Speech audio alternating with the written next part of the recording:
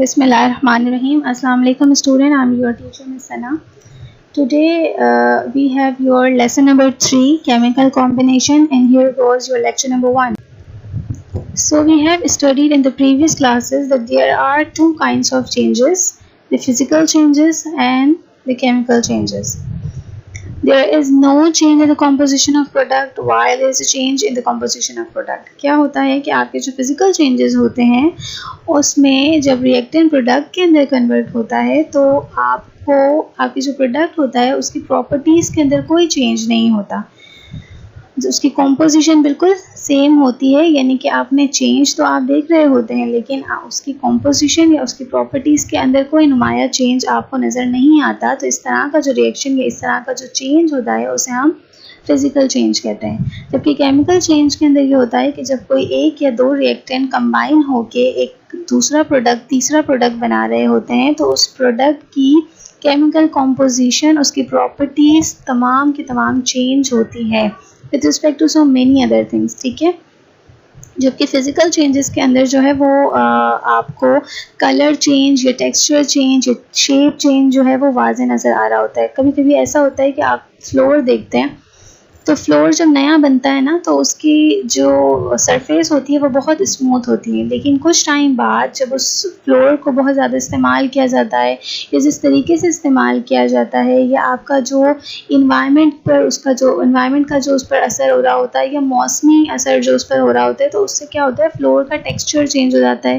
कई बार कुछ प्रोडक्ट्स के कलर चेंज हो जाते हैं या शेप चेंज हो जाते हैं, तो ये तमाम चेंजेस जो हैं वो हम काउंट करते हैं फिज़िकल चेंज में। इसी तरीके से change of state is also count in physical change.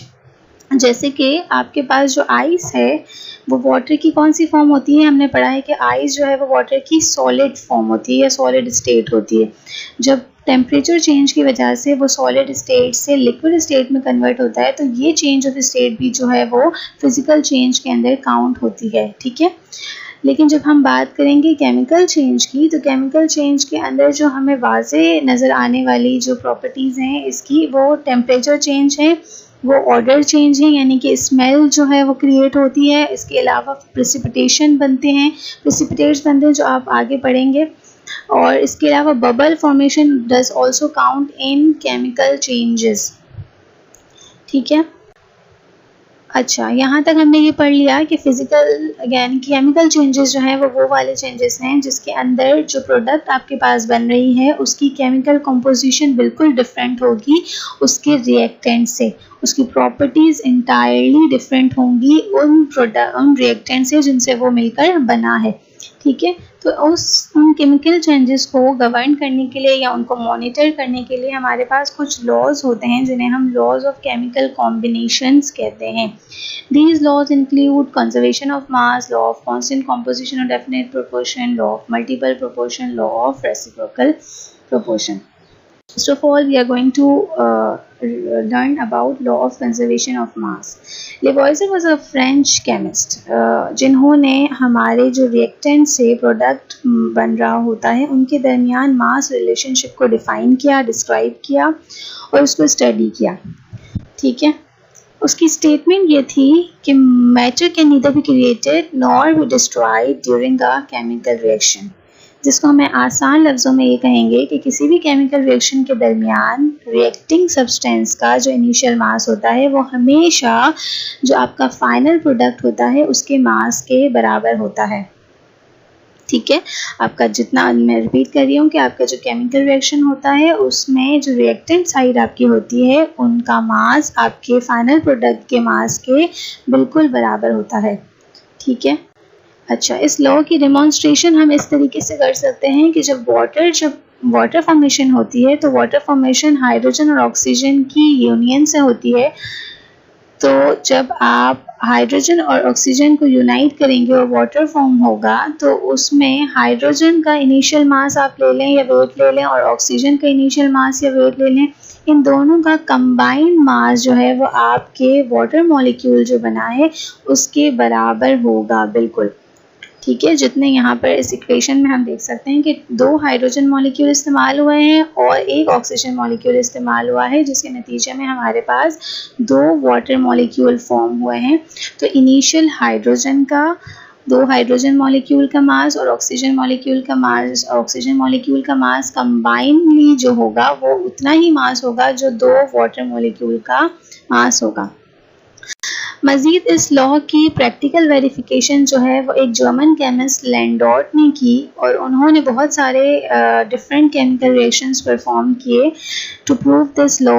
और उनका जो सबसे सक्सेसफुल रिएक्शन था वाज दैट कि उन्होंने एक एच शेप्ड ट्यूब ली जिसके 2 लेम्स थे और उन्होंने उन दोनों लेम्स को नाम दे दिया ए एंड बी। उन्होंने क्या किया, ए लैम्प को जो है वो AgNO3 जिसको हम सिल्वर नाइट्रेट भी कहते हैं उससे फिल किया और बी लैम्प को उन्होंने HCl यानी हाइड्रोक्लोरिक एसिड सॉल्यूशन से फिल किया। ठीक है, इसके बाद उन्होंने क्या किया, ताकि किसी भी तरह का स्केप, केमिकल का भी स्केप ना हो या गैसेस का स्केप ना हो सके, उन्होंने सील कर दिया। ये पूरी ट्यूब को उन्होंने अच्छी तरीके से सील किया और उसके बाद जो है उन्होंने वर्टिकली, जिस तरह ये आपको ट्यूब नज़र आ रही है, वर्टिकली इस ट्यूब का इनिशियल वेट जो है वो नोट कर लिया before mixing the solution.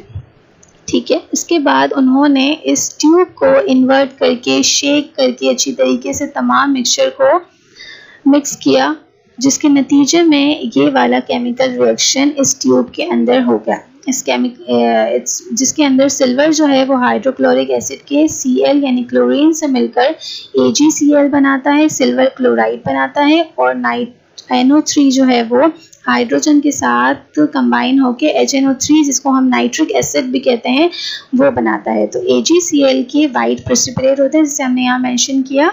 Nitric acid और HCl और AgNO3 these 3 are in liquid form। ठीक है, जबकि AgCl जो है, सिल्वर क्लोराइड जो है वो वाइट प्रेसिपिटेट की फॉर्म में होता है जिसे हम पाउडरी फॉर्म भी कहते हैं, इनकी क्रिस्टल की फॉर्म में होता है या अमॉर्फस पाउडर की फॉर्म में होता है वाइट कलर के, जो कि डिपॉजिट हो गए होंगे इस ट्यूब की जो लेंस हैं उसके बॉटम पर। ठीक है, अच्छा, फिर उसके बाद उन्होंने इस ट्यूब का इस रिएक्शन के बाद जो है वो वेट नोट किया और उन्होंने क्या ऑब्जर्व किया कि इनिशियल वेट जो था रिएक्शन का इंडिविजुअल रिएक्टेंट के साथ वो बिल्कुल इक्वल था उस रिएक्शन के बाद with precipitate of AgCl and nitric acid.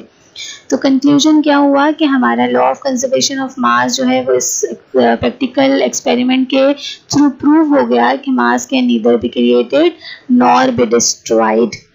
I hope you have understood this. We will meet in the next session soon. May you have a great day.